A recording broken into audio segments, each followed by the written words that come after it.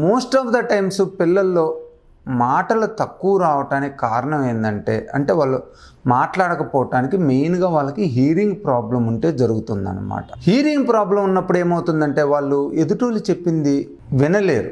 Only ఆ lip ద్వారానే వాళ్ళ ఇష్టం వచ్చింది మాట్లాడుతుంటారు. మనం ఎంకరేజ్ చేసామనుకోండి కొన్ని వర్డ్స్ని, ఆ వర్డ్స్నే వాళ్ళు రిపీటెడ్గా మాట్లాడుతూ ఉంటారు.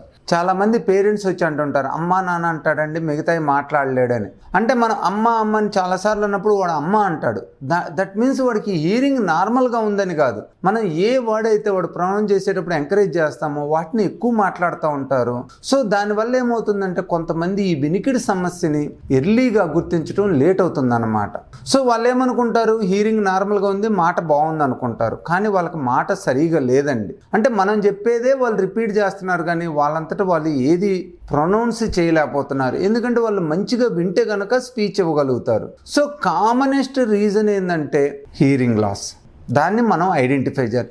ఎవరికి మాటలు తక్కువ వస్తున్నా, ఈవెన్ దో వాళ్ళు సౌండ్ పెద్ద పెద్ద సౌండ్స్కి రెస్పాండ్ అవుతున్నా, నార్మల్ హీరింగ్ అనిపించినా కూడా వాళ్ళకి ఖచ్చితంగా మైల్డ్ మోడరేట్ హీరింగ్ లాస్ని మనం రూల్ అవుట్ చేసుకోవాలి.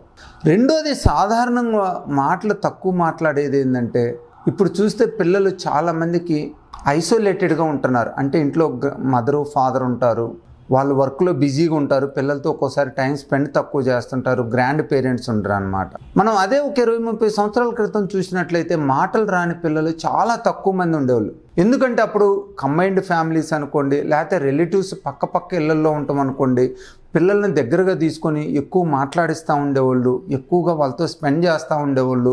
సో పిల్లలు కూడా ఎక్కువ మాట్లాడుతూ ఉండేవాళ్ళు, తొందరగా మాటలు వచ్చాయి. ఈవెన్ దో 1 year కూడా మంచిగా మాట్లాడేవాళ్ళు. కానీ వాళ్ళ పిల్లలు ఏంటంటే ఏదైనా మనం ఎన్విరాన్మెంట్ని వాళ్ళకి అనుకూలంగా మార్చినట్లయితే, అంటే వాళ్ళకి ఎక్కువ మాట్లాడుతూ వాళ్ళ చేత ఎక్కువ మాట్లాడిస్తూ ఉన్నట్లయితే వాళ్ళకి స్పీచ్ తొందరగా వస్తుందన్నమాట. అలా కాకుండా మనం తక్కువ మాట్లాడుతూ వాళ్ళని కూడా తక్కువ మాట్లాడిస్తుంటే వాళ్ళకి ఈ స్పీచ్ వచ్చే అవకాశం తగ్గుతుంది, చాలా డిలే అవుతుందన్నమాట. అందుకని ఇప్పుడు చూసినట్లయితే అర్బన్ ఏరియాస్లో చాలామందిలో 3 సంవత్సరాలు 4 సంవత్సరాలకి మాటలు వస్తున్నాయి. ఎందుకంటే వాళ్ళు ఐసోలేటెడ్గా ఉంటున్నారు, వాళ్ళు ఎక్కువ గ్రాండ్ పేరెంట్స్తో స్పెండ్ చేయట్లేదు, అట్నే చుట్టుపక్కల ఉన్న పిల్లలు కొలీగ్స్తో కూడా స్పెండ్ చేయట్లేదు.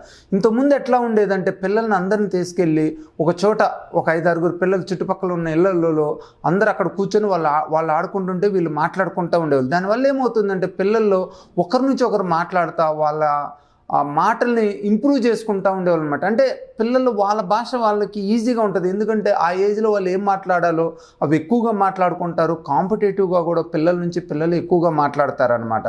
సో ఎప్పుడైనా కూడా పిల్లలకు కొంచెం మాటలు తొందరగా రావాలంటే మనం ఎక్కువ పిల్లలతోటి స్పెండ్ చేయాలి. అలానే పిల్లల్ని కూడా ఇంకా పిల్లలతోటి ఎక్కువ మీట్ అయ్యేటట్టు చూడాలి. దానివల్ల ఏమవుతుంది అంటే మీట్ అవటం అంటే తీసుకెళ్ళి మనం ఏదో ఫంక్షన్లో గంట సేపు ఉంచటం కాదు, డైలీ యాక్టివిటీస్. డైలీ మనం పిల్లలు మన అపార్ట్మెంట్లోనూ మన ఇళ్ళ దగ్గర అందరూ ఒక చోట ఉన్నప్పుడు ఆ పిల్లలు ఉన్నట్లయితే వాళ్ళు ఈజీగా ఈ స్పీచ్ రావడానికి అవకాశం ఉంటుందన్నమాట.